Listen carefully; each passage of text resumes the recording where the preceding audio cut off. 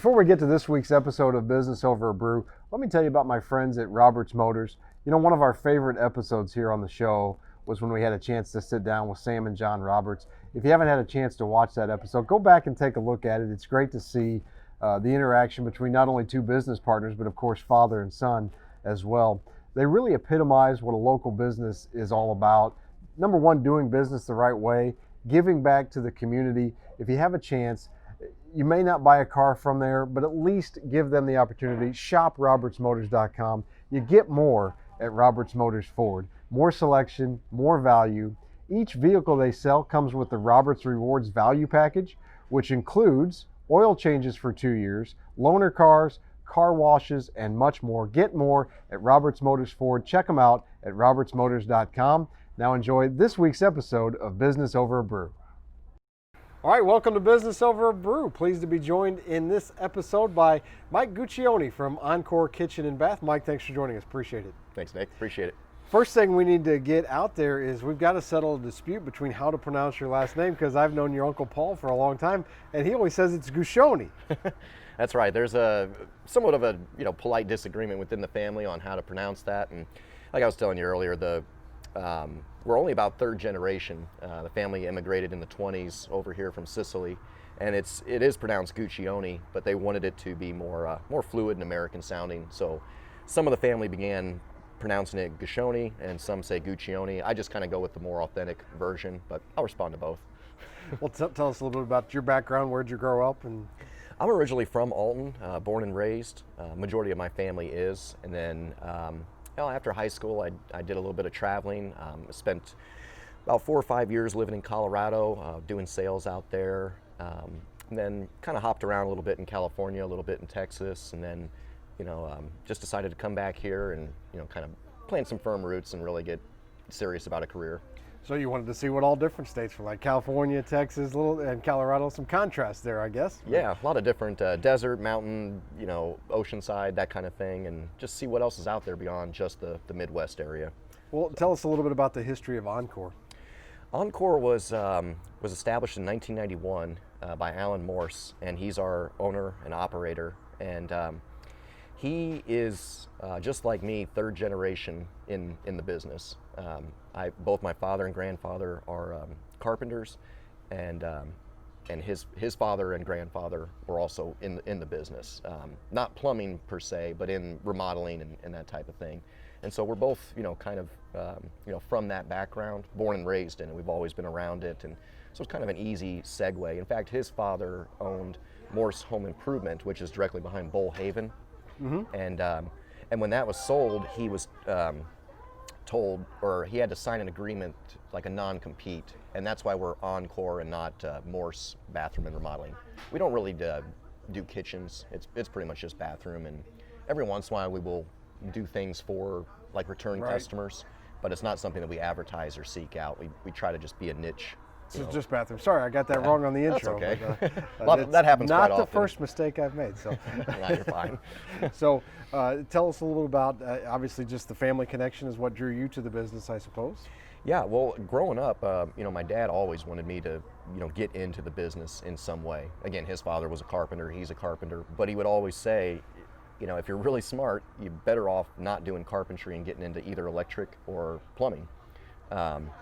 Because there's more money there. It's not as, those carpenters, by the end of their time, they're physically beat down. It takes a lot out of you. Right. And, he just, like any parent, he wants to see the children do better and avoid some of the mistakes that they made. And he's just recently retired himself, but he still does projects. So, he just kind of guided me in that direction. And I have a really long background in sales. I've sold just about anything you could imagine. RVs, credit cards, electronics, I could go on and on. So this was kind of an easy transition because, I needed a little bit of background in the plumbing. Sure. But I know this area extremely well. My last name is fairly recognizable, just like Darr. There's a lot of us around. Right, yeah. So that's a nice introduction. Not exactly a common name in other parts of the world, but around here, yes. Yeah, very much so. Just like you. I mean, somebody knows an uncle or an aunt or somebody. There's 9 in my dad's family. So, big Italian families. So how long have you been with Encore? About 7 years. I want to say it was around 2013 or 14 that I joined. I was actually working, I was doing sales in a banking capacity with his wife. Okay. And at the time, Alan was looking for like an office girl to do his bookkeeping and his payrolls and all of that. And my sister has a lot of background in that. So I told his wife, my sister can do that, and I don't want to mention like other businesses that she worked for, but she has run offices and payroll for them. So I got her the job, and then a few years after that, we all kind of left the banking industry because it wasn't going that well, and so I just started kind of bugging him because he and I had always had a good relationship, and said I could probably do what you're doing there if you need a hand, and his business was really taking off around that time. He was, I guess, 08, 09 with the recession and everything kind of put a damper, really slowed a lot of remodeling down. And so by, 5 years or so after, 2013-ish, it had, I guess, the economy had rebounded enough that there was a lot of demand for remodeling, especially bathrooms. And our niche field is we do a lot of senior citizens where we're removing bathtubs and making walk-in showers, ADA, handicap equipped. Just try to make things as easy and keep people in their homes so that they don't have to go to a rehab center, or something like that. Where those can be outrageously expensive. For a one-time, cost to update your bathroom, you can stay there. You can have your caregivers or family come to you and help out, and you're in your own home. You don't have to liquidate everything and then go move into some place with a bunch of strangers. And in fact, when the COVID thing started happening, we started getting a lot of requests.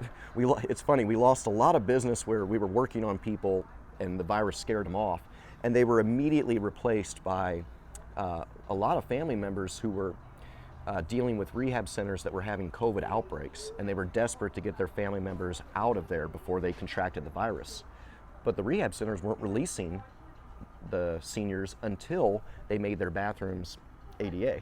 Sure. So we would be contacted, and we would have to immediately, get in and kind of put everything on the back burner in order to revamp their bathroom and make it so that they could be discharged. And that was nerve-wracking, to try and do it. But it was a good thing. I felt good about doing that because these families were terrified. And keeping people home. Like you said, it's keeping them in their residence. Sure. Or returning them to their residence too. Right, absolutely.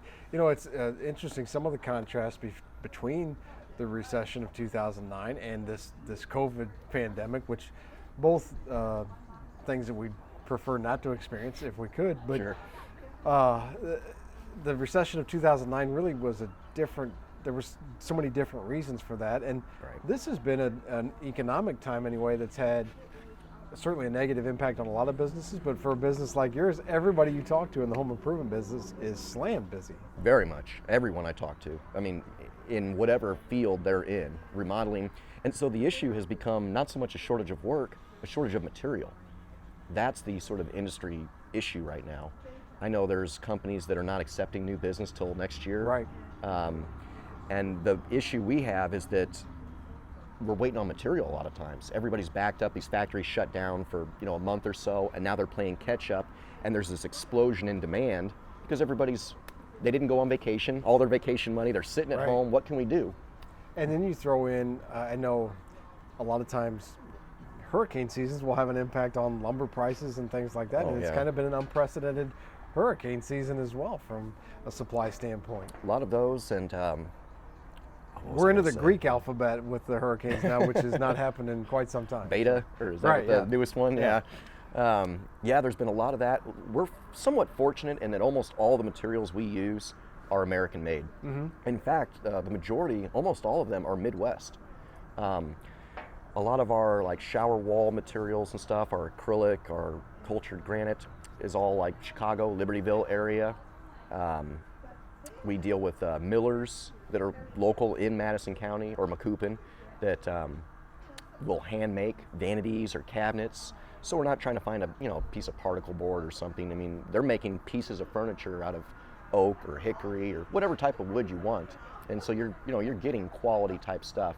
We never try to be the most expensive guy on the block, but we also don't want to use the less expensive material. We want to do a good service and a good product and something that's going to last. because we also pride ourselves in standing behind our work.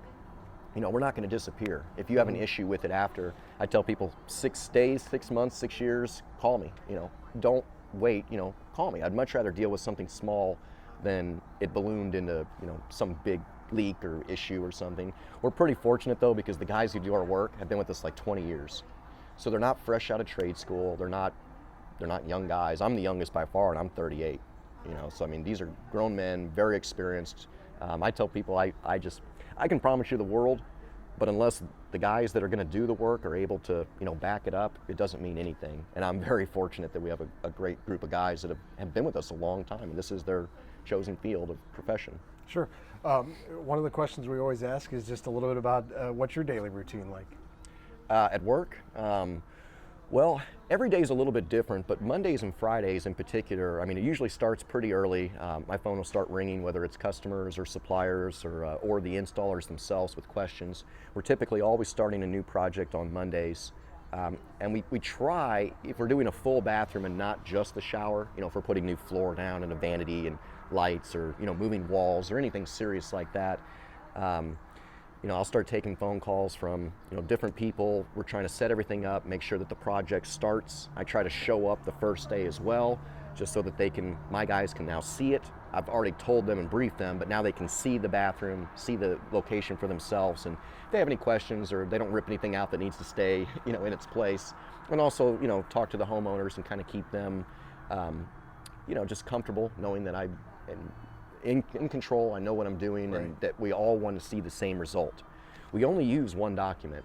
The customers, the homeowners have the same document, my installers and I.